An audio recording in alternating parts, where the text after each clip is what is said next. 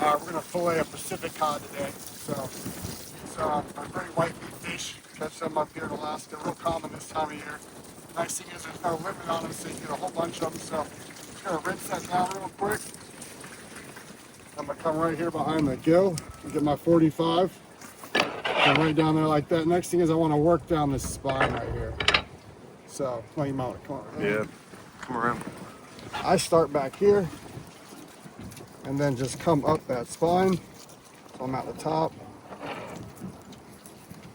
I come back down, follow it down through. Then I work back up.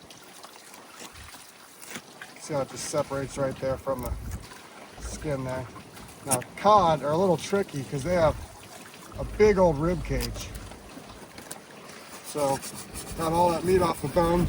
I leave a little bit of tail on here, and then I come down to the 45, and I'm gonna separate that cod from the skin. So now I got all the meat off the skin there. Last thing I'm gonna do is they got like a wide spines right here, bones in here. I'm gonna take this out right here. Okay. And now it's all deboned. Good to go. All right. Да, это треска, а они мне что-то говорят, ментальный, ну,